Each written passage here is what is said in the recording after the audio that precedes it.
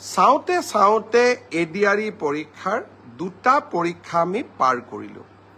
এতিয়া শেষ পৰীক্ষাটো অহা ২৭ অক্টোবৰত অনুষ্ঠিত হ'ব, দীপাৱলীৰ আগতে।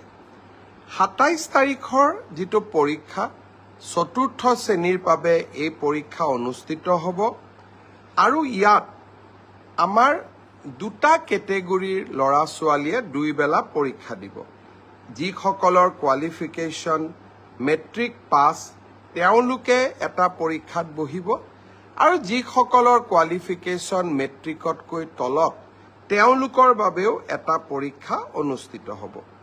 মোক সেৱাই জনোৱা মতে প্ৰথম যিটো আগবেলাত 8,27,000 পৰীক্ষাৰ্থীয়ে পৰীক্ষাত বহিব, আৰু পিছবেলা 5,52,000 পৰীক্ষাৰ্থীয়ে পৰীক্ষাত বহিব।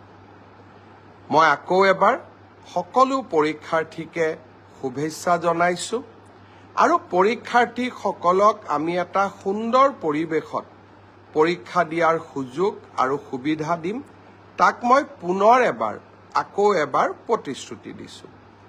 যিখন কুৱেশ্যন পেপাৰ পৰীক্ষাৰ পিছত সেইখন আপোনালোকে ঘৰলৈ লৈ আহিব পাৰিব। OMR চিট আপোনালোকে আবেদন কৰি সংগ্ৰহ কৰিব পাৰিব, আৰু এনচাৰ কিউ আপোনালোকে ৱেব পৰ্টেলত পাব পাৰিব। প্ৰথম তিনিটা পৰীক্ষাত এতিয়ালৈকে OMR চিট পেপাৰ 3ত 95,023 গৰাকী ছাত্ৰ ছাত্ৰীয়ে সংগ্ৰহ কৰিলে, পেপাৰ 4ত 20,055 গৰাকী প্ৰাৰ্থীয়ে OMR চিট সেৱাৰ পৰা আবেদন কৰি সংগ্ৰহ কৰিলে, আৰু পেপাৰ 5ত 7,231 গৰাকী প্ৰাৰ্থীয়ে OMR চিট সংগ্ৰহ কৰিলে।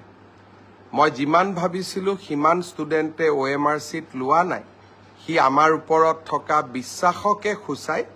তথাপিতো যিসকলে আবেদন কৰিব তেওঁলোকক আমি OMR চিট উভতাই দিম।